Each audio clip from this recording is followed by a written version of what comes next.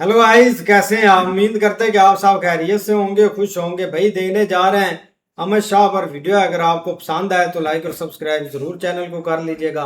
तो भाई देखते हैं वीडियो। 2010 अहमदाबाद कोर्ट के बाहर मीडिया की सुनामी लगी हुई थी। कैमरास एक ही डायरेक्शन में पॉइंट किए गए थे। रिपोर्टर्स चिल्ला रहे थे, सिक्योरिटी पर्सनल भीड़ को पुश कर रहे थे और उन सब के बीच एक आदमी बिना एक्सप्रेशन के सीधा चल रहा था और वो थे अमित शाह। गुजरात के आला अफसरों पर सच छुपाने के आरोपों को देखते हुए सुप्रीम कोर्ट ने आज ये केस सीबीआई को सौंपने का हुक्म सुनाया। The CBI has questioned former Gujarat Minister Amit Shah for over 6 hours today on the Sohrabuddin fake encounter case and will pick up that questioning again. 37 questions on Sohrabuddin Sheikh's death. Questions including, did he know Sohrabuddin was an extortionist? Did he sanction his killing? In the subsequent statements to CBI, he has directly named Amit Shah as the one who had called DG Vanjara and asked him to eliminate Sohrabuddin's wife Kausar B. Gujarat के सबसे powerful ministers में से नरेंद्र मोदी के सबसे trusted साथी उस दिन एक अक्यूज्ड बनकर सीबीआई कस्टडी में खड़े थे। उन पर जो आरोप लगाए गए हैं वो कभी के कभी आरोप फैब्रिकेटेड है, पॉलिटिकली मोटिवेटेड है और कांग्रेस सरकार के इशारे पर बनाया गया एक गलत कच्चा चिट्ठा। श्री अमित शाह संपूर्ण रूप से निर्दोष हैं। उन पर लगाए गए सारी बातें फैब्रिकेटेड हैं। किसी तरह का बेजा इस्तेमाल आज तक नहीं हुआ सिवाय इमरजेंसी के। जिस प्रकार से अमित शाह के विरुद्ध सीबीआई ने एक राजनीतिक प्रतिशोध की भावना से काम किया है। We are building on this presumption that the whole thing is false. It's been built upon very flimsy grounds, which I'm sure Dr. Singhvi can explain better. Cannot even stand. उस वक्त एक नैरेटिव एग्रेसिवली बिल्ड किया जा रहा था कि अमित शाह सिर्फ politically ही नहीं मॉरली भी एक्सपोज हो चुके हैं। लेकिन इस पूरे तमाशे के अंदर एक और कहानी चल रही थी, अ डीपर पॉलिटिकल वॉर। क्योंकि दिल्ली में कई लोगों के लिए ये अमित शाह का केस एक डिसमेंटलिंग ऑपरेशन था, जिसका एक्चुअल टारगेट था वो पॉलिटिकल मशीन जो गुजरात बिल्ड कर रही थी। 2010 में गुजरात का सबसे important political operator court room में एक मर्डर अक्यूज की तरह खड़ा था। कांग्रेस ने अपना दांव खेल लिया था और अब बारी थी अमित शाह की। इस कहानी की शुरुआत होती है 2001 से। दिल्ली बीजेपी लीडरशिप एक रिस्की एक्सपेरिमेंट करती है और नरेंद्र मोदी को गुजरात का चीफ मिनिस्टर बनाया जाता है। नरेंद्र दामोदरदास मोदी ईश्वરના નામે સોગંદ લઉં છું। ईश्वरना नामे सौगंध लऊं છું। मोदी जी के पास करिश्मा था लेकिन एडमिनिस्ट्रेटिव एक्सपीरियंस ऑलमोस्ट ना के बराबर। पार्टी के अंदर भी रेजिस्टेंस चल रहा था और बहुत लोगों को लग रहा था कि ये एक टेम्पररी डिप्लॉयमेंट होगा। लेकिन गुजरात में एक और आदमी मोदी जी के साथ राइज कर रहा था और वो थे अमित शाह। पब्लिक रैलीज में उनका नाम नहीं गूंजता था, टीवी डिबेट्स में उनकी क्लिप्स वायरल नहीं होती थी, लेकिन गुजरात बीजेपी के अंदर उनकी रेपुटेशन अलग थी। वो भाषण देने वाले नेता नहीं थे, वो सिस्टम चलाने वाले नेता थे और यही चीज उनको डेंजरस बनाती थी। तो चुनाव जीतना हमारा काम है, चुनाव को हम जीतते हैं। 2002 में एक ऐसा ट्रेजिक हादसा हुआ जिसने गुजरात को हमेशा के लिए बदल दिया और वो था गोधरा। साबरमती एक्सप्रेस के कोच में आग लगाई गई, कार सेवक वीर गति को प्राप्त हो गए and Gujarat exploded after this incident. And secondly, the complicity of the state, the utter and absolute absence of the rule of law. Not only has the violence to be curbed, but a sense of security has to be communicated to all citizens of Gujarat. पहली गोली यहाँ लगी थी पेट पे तो घूंसट बांध दिया था ऐसे करके। दूसरी गोली यहाँ लगी थी तो हाथ से रहा था ऐसे। तीसरी गोली यहाँ लगी तो नीचे गिर गए।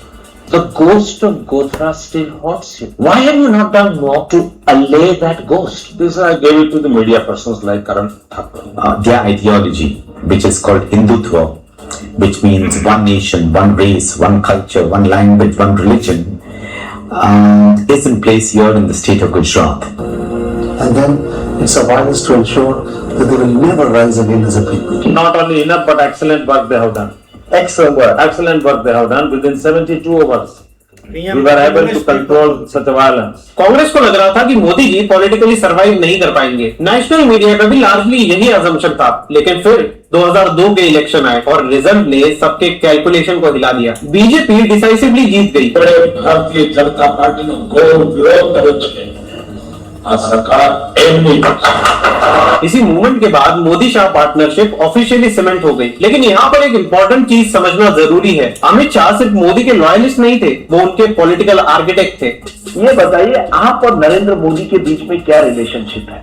वो भारतीय जनता पार्टी के नेता है और मैं भारतीय जनता पार्टी का कार्यकर्ता हूँ। मोदी जी क्राउड साइकोलॉजी समझते थे और अमित शाह इलेक्शन के mechanics. Indian politics traditionally emotion driven थी, caste blocks, religious blocks, local सत्रप, नारेबाजी। लेकिन शाह पॉलिटिक्स को इंजीनियरिंग की तरह देखते थे। कौन सा कैंडिडेट किस बूथ में वीक है, कौन सा कम्युनिटी लीडर वोट को शिफ्ट कर सकता है, ये ऑब्सेशन लेवल डिटेलिंग थी। आज पॉलिटिकल पार्टीज डेटा एनालिटिक्स की बात करते हैं। 2002 और 3 में Amit Shah already hyper local election systems build कर रहे थे। इसी वजह से गुजरात बीजेपी धीरे धीरे इलेक्शन मशीन में ट्रांसफॉर्म हो गया। मोदी जी उस मशीन का चेहरा थे और अमित शाह उस मशीन के ऑपरेटिंग सिस्टम। इसीलिए कांग्रेस के लिए नरेंद्र मोदी तो प्रॉब्लम थे ही, पर उससे बड़ी प्रॉब्लम थी अमित शाह की, क्योंकि कांग्रेस सालों से एक इलेक्शन टेम्पलेट पे काम करती थी, Muslim vote consolidation, urban Hindu fragmentation, regional network. लेकिन गुजरात में बीजेपी ने इस टेम्पलेट को ब्रेक कर दिया, all thanks to Amit Shah. उन्होंने पॉलिटिक्स को इमोशनल कोएलिशन से ऑपरेशनल कोएलिशन में कन्वर्ट करना शुरू किया और दिल्ली में लोग नोटिस कर रहे थे, स्पेशली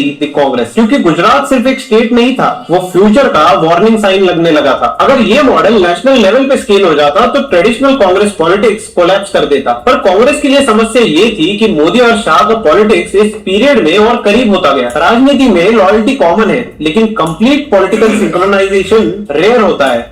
मोदी और शाह एग्जैक्टली वही थे, एक दूसरे की स्ट्रेंथ और वीकनेस को परफेक्टली समझने वाले दो लोग जो पॉलिटिक्स को लॉन्ग टर्म प्रोजेक्ट की तरह देखते थे। इसीलिए गुजरात ग्रेजुअली बीजेपी की लेबोरेटरी बन गया और अमित शाह उस लेबोरेटरी के चीफ स्ट्रेटेजिस्ट। 2004 में कांग्रेस केंद्र में वापस आ गई, यूपीए की सरकार बन गई, दिल्ली का इकोसिस्टम चेंज हो गया, लेकिन गुजरात की मेमोरी कहीं नहीं थी। 2002 का साया इंडियन पॉलिटिक्स पे एक परमानेंट मार्क छोड़ चुका था और इसी बैकग्राउंड में कांग्रेस ने एक केस डेवलप करना शुरू कर दिया, Sohrabuddin Sheikh encounter case. Initially ये एक रीजनल क्रिमिनल इन्वेस्टिगेशन था, लेकिन इवेंचुअली इन्वेस्टिगेशन पॉलिटिकली एक्सप्लोजिव बनने लगी। सीबीआई एक्टिव हुई, मीडिया प्रेशर बिल्ड हुआ और फिर स्पॉटलाइट गुजरात गवर्नमेंट के अंदर मूव करने लगी। Amit Shah directly target zone में आ गए। कांग्रेस गुजरात को पॉलिटिकली न्यूट्रलाइज करना चाहती थी, मोदी को डायरेक्टली हराना मुश्किल था, तो उनके सबसे एफिशिएंट स्ट्रेटेजिस्ट को आइसोलेट करने का पूरा प्लान बनाया गया। और फिर आया 2010, सीबीआई ट्रायल्स, कोर्ट समन्स और फाइनली तड़ीपार। झूठा केस है और राजकीय द्वेष से प्रेरित है, इसलिए मैंने ही कंसेंट दी थी कि केस देश की किसी भी अदालत में चले, मैं फेस कर दूंगा। अमित शाह को गुजरात से बाहर रखने का ऑर्डर दिया गया। एक आदमी जिसने गुजरात बीजेपी का ऑर्गेनाइजेशनल बैकबोन बिल्ड किया, वो अपनी ही स्टेट में एंट्री नहीं कर सकता था। उस वक्त जेन्युइनली लग रहा था कि अमित शाह का पॉलिटिकल करियर खत्म हो गया, लेकिन समय का एक अजीब नियम है कि वो बदलता है और अमित शाह के साथ एग्जैक्टली वही हुआ। तड़ीपार होने के बाद एक आम पॉलिटिशियन क्या करता है, या तो डिफेंसिव हो जाता है या विक्टिम बनकर सिंपैथी लेने की कोशिश करता है। लेकिन शाह ने कुछ और किया, उन्होंने खुद को नेशनल स्केल पर रीबिल्ड करना शुरू कर दिया। गुजरात से बाहर रहने की मजबूरी उनके लिए एक अनएक्सपेक्टेड पॉलिटिकल एजुकेशन बन गई। उन्होंने भारत को कॉन्स्टिट्यूएंसी बाय कॉन्स्टिट्यूएंसी पढ़ना शुरू कर दिया, उत्तर प्रदेश, बिहार, महाराष्ट्र, मध्य प्रदेश, सब कुछ। रीजनल पार्टीज की वीकनेस, कौन सा नेता आइडियोलॉजी से चलता है और कौन सिर्फ पावर इक्वेशन से। अमित शाह सब कुछ देख रहे थे और शायद पहली बार उनका फोकस सिर्फ गुजरात नहीं रहा, अब उनका कैनवस पूरा भारत था। कांग्रेस ने उन्हें जंगल में भेजा था वनवास करने के लिए, लेकिन उसी वनवास ने उन्हें वो राष्ट्रीय समझ दे दी जो उन्हें आगे काम आने वाली थी। पार्टी और जितने जो हिंदुत्ववादी संगठन हैं, वो बार बार इस प्रकार की भाषा या इस प्रकार के मुद्दों को उछालने की कोशिश करते हैं, जिसके कारण आपके ऊपर आरोप लगते हैं। चुनाव इससे काफी आगे निकल चुका है, हिंदू मुस्लिम मेरा इस देश में खत्म हो चुका है। भूपेंद्र जी, उत्तर प्रदेश में भी चुनाव डेवलपमेंट के मुद्दे पर होने जा रहा। But while all this was happening, दूसरे साइड पर कांग्रेस कोलैप्स कर रही थी। 2G scam, Commonwealth scam, Colgate, corruption allegations लगातार बढ़ रहे थे। जिस सरकार ने अमित शाह को कोर्ट में खड़ा किया, वही सरकार अब क्रेडिबिलिटी क्राइसिस में फंस रही थी। लेकिन सबसे इंटरेस्टिंग चीज थी बीजेपी कैडर का रिएक्शन। अक्सर जब किसी नेता पर सीरियस आरोप लगते हैं तो पार्टी धीरे धीरे डिस्टेंस बनाना शुरू कर देती है, लेकिन अमित शाह के साथ वैसा नहीं हुआ। बीजेपी कैडर ने उन्हें छोड़ा नहीं, बल्कि उनके आसपास लॉयल्टी और मजबूत हो गई, क्योंकि पार्टी के अंदर एक परसेप्शन बन चुका था कि अगला चुनाव मोटा भाई ही जिता सकते हैं। यहीं से अमित शाह की इमेज बदलनी शुरू हो गई। पहले वो सिर्फ गुजरात के पॉलिटिकल स्ट्रेटेजिस्ट माने जाते थे, पर अब वो घायल हूं पर घातक हूं मोड़ में चले गए और पूरे इंडिया के चाणक्य बन गए। एक्साइल ने शाह को ऑब्सेसिव बना दिया। उन्होंने पॉलिटिक्स को और माइक्रोस्कोपिक तरीके से देखना शुरू कर दिया और यहीं से जन्म हुआ उस इलेक्शन मशीन का जिसने आगे चलकर कांग्रेस को स्टेट बाय स्टेट डिसमेंटल किया। पन्ना प्रमुख मॉडल, मतदाता सूची के हर पेज के लिए एक डेडिकेटेड वर्कर। और इसी बीच 2013 में बीजेपी ने ऑफिशियली नरेंद्र मोदी को अपना प्राइम मिनिस्टर कैंडिडेट घोषित कर दिया। माननीय अध्यक्ष जी से निवेदन करूंगा वो अभी अपना घोषणा करें। मित्रों, भारतीय जनता पार्टी की एक परंपरा है, संसदीय दल ने यह फैसला किया है कि श्री नरेंद्र मोदी को आगामी लोकसभा चुनाव के लिए प्राइम मिनिस्टरियल कैंडिडेट के रूप में प्रयास किया जाए। दिल्ली की हवा बदलने लगी। कांग्रेस डिफेंसिव थी, एंटी इनकम्बेंसी थी, लेकिन सबसे बड़ा सवाल था अगर मोदी नेशनल कैंपेन लीड करेंगे तो सबसे क्रूशियल स्टेट उत्तर प्रदेश कौन संभालेगा।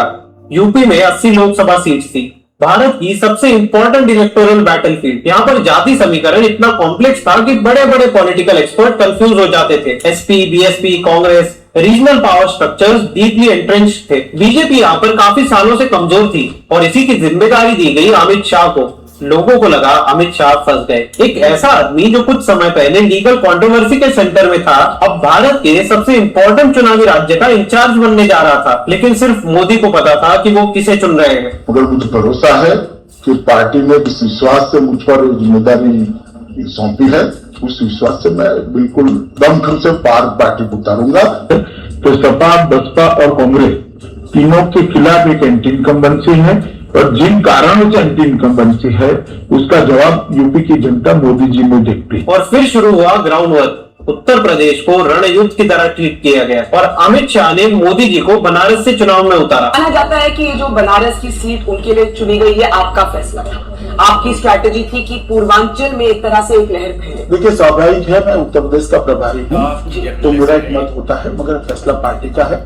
पार्टी ने सोच विचार कर ये फैसला लिया है। कई महीनों के अथक प्रयास के बाद फाइनली 2014 के नतीजे आए और पूरे देश की राजनीति हमेशा के लिए बदल गई। बीजेपी ने अकेले दम पर मेजॉरिटी हासिल कर ली, लेकिन सबसे शॉकिंग था उत्तर प्रदेश। 80 में से 71 सीट। सबसे पहले आप माने जाते हैं the second most powerful man in the BJP today, Amit ji. बहुत लोग मानते हैं कि आपके बिना बीजेपी की ये आंकड़े नहीं आते। Will Amit Shah be a member of the government? Will he be in the prime minister's office कि आप संगठन में रहेंगे? देखिए बड़का जी, पहले तो मैं एक बात स्पष्ट कर दूं कि मैं ऐसा कोई वहम मेरे मन में नहीं पालता कि मैं बीजेपी में नंबर 2 हूं। Modi leans on him like he leans on no one else. And he's delivered. He's shown why he has that level of respect. He says, I do the back end work. I do the office work. I allow Modi to come. Self-effacing.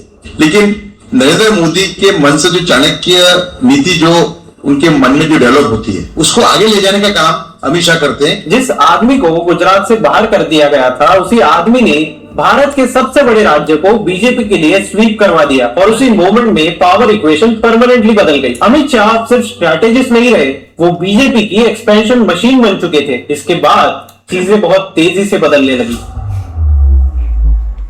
2014 में अमित शाह को party president बनाया गया। तो Amit Shah BJP के नए अध्यक्ष होंगे।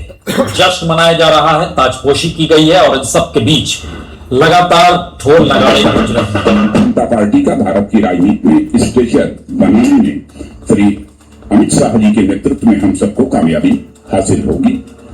His forceful batting for Shah demolished the Sangh Parivar's apprehension over 2 men from Gujarat running the government and the party. Amit Shah के प्रेसिडेंसी में बीजेपी सिर्फ इलेक्शन जीत नहीं रही थी, वो टेरिटरी कैप्चर कर रही थी। उनकी वर्किंग स्टाइल अलग थी। वो पॉलिटिक्स को आइडियोलॉजी और इमोशन के साथ साथ नंबर्स और स्ट्रक्चर्स की लड़ाई मानते थे और उनकी सबसे पहले नजर गई नॉर्थ ईस्ट पर। असम, एक ऐसा स्टेट जहां पर कांग्रेस काफी सालों से मजबूत थी और शाह ने उसी को तोड़ दिया। इस स्ट्रैटेजी के सेंटर में था एक नाम, हेमंत बिस्वा शर्मा, कांग्रेस का पावरफुल लीडर जिसका बहुत स्ट्रॉन्ग रीजनल इन्फ्लुएंस था, लेकिन वो पार्टी लीडरशिप से फ्रस्ट्रेटेड थे।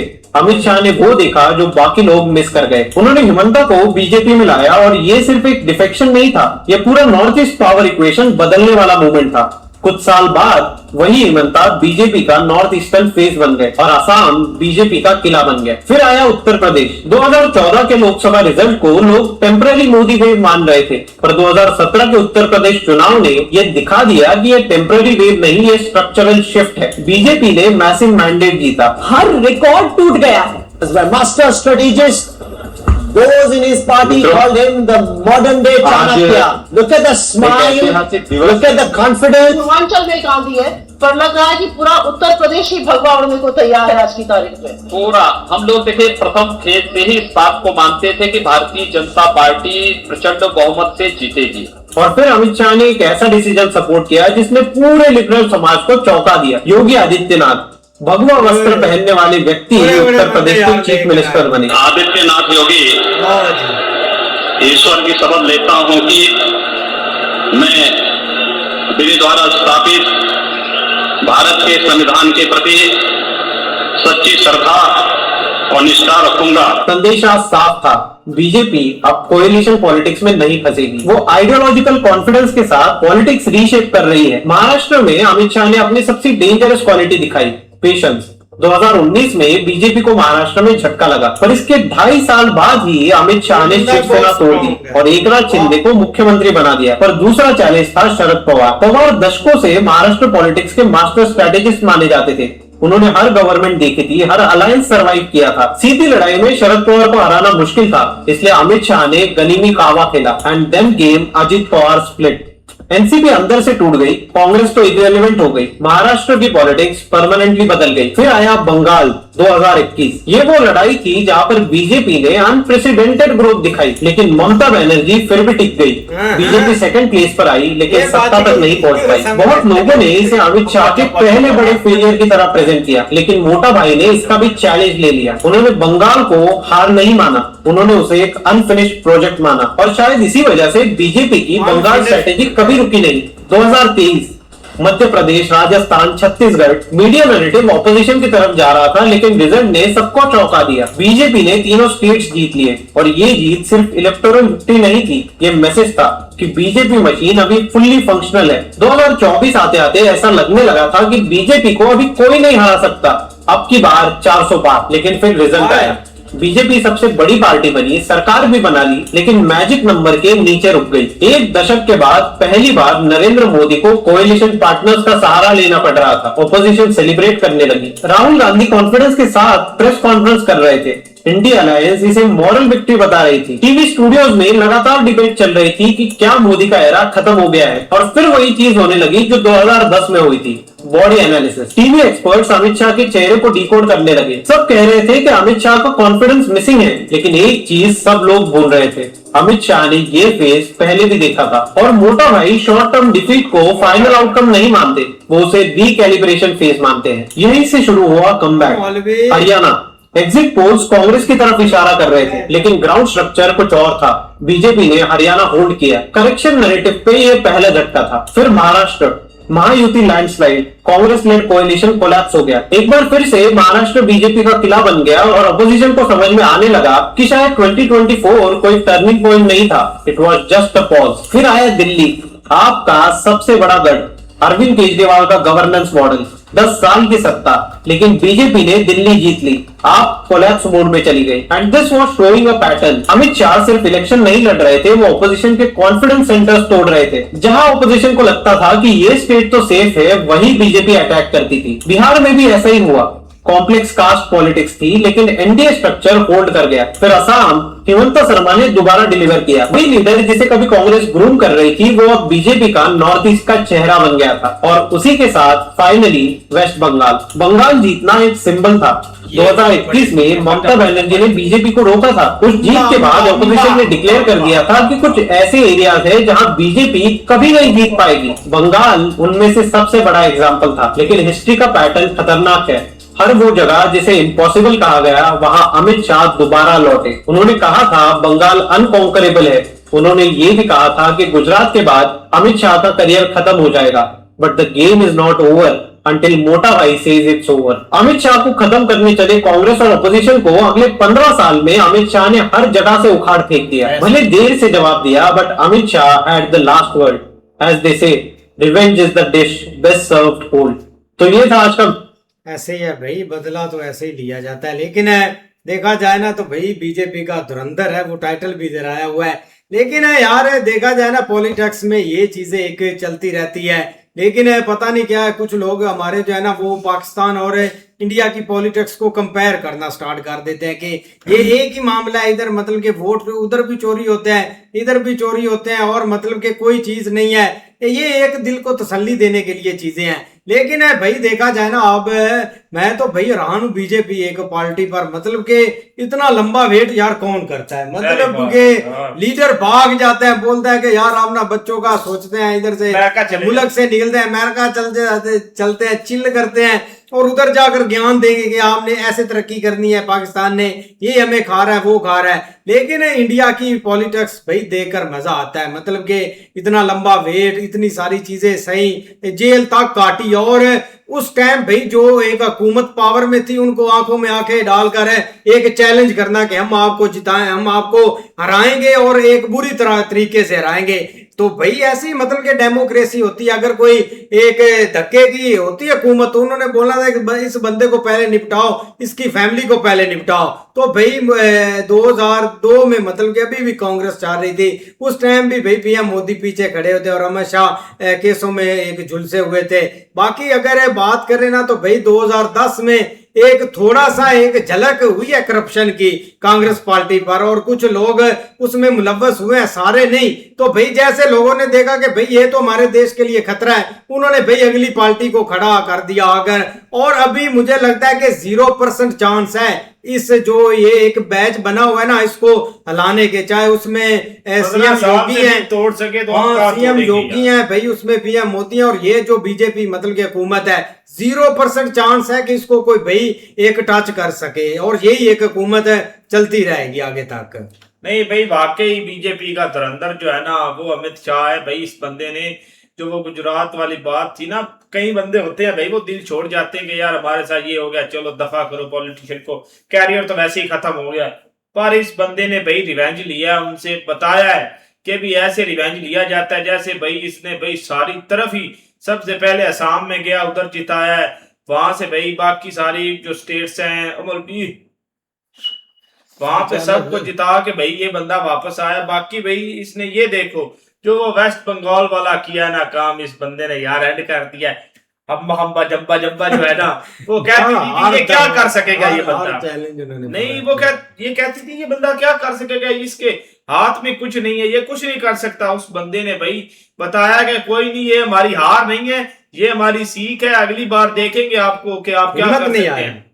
हिम्मत नहीं आ रही। हाँ हिम्मत नहीं आ रही इस बंदे ने। वो आप कुछ और पार्टी का नाम ले लेना, जो और पार्टी का नाम ना ले लेना, वो जंगी मंगी जंगी मंगी नहीं, इधर जो पार्टी बनी थी यार छोड़ो उसको, पीटीआई वो तो है ही, वो तो राजून हो गया। वो तो बोलते थे कि वो ऊपर चलेगी है पार्टी 70 ओरों के पास, फौजें निकलेगी इधर हिमालय से, और वो 70 ओरों के पास चली गई है पार्टी सारी, वो अमेरिका भाई बैठी सारी पार्टी। नहीं 70 जो यहाँ पे बचे थे भाई वो 70 ओरों के पास चलेंगे। बाकी भी अमित शाह की बात करें, वो इंटेलिजेंट भी बंदा है और भाई इधर से भी स्ट्रांग बंदा। उस बंदे ने इतनी भाई सारी चीजें झेली है, फिर भी वो बंदा हारा नहीं। उस बंदे ने बीजेपी को आगे लाने वाला मुझे तो लगता है भाई मोदी साहब से पहले वो बंदा है।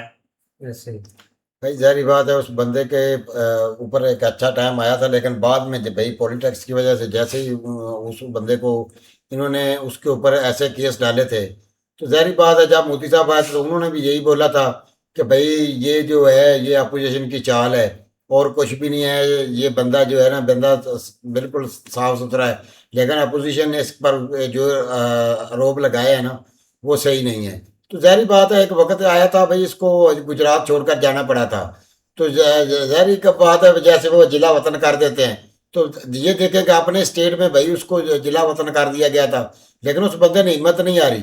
लेकिन उसके बाद भी उस बंदे ने भाई अपनी एक जो उसकी पावर थी ना वो सामने लाया है, क्योंकि मोदी साहब ने उस बंदे को इतना ज़्यादा कॉन्फिडेंस दिया हुआ था ना कि वो बंदा भाई जिस साइड पे भी जाता था वो एक वहाँ से जीत अपना जो बंदे उसको अच्छे लगते थे उन्होंने इसको इतना टारगेट दिया हुआ था कि जो आपका जी चाहता है, जो MNA MPA जहाँ से जी आपका चाहे वो आप ले लें, आपकी जिम्मेदारी है, आगे हमें नहीं पता।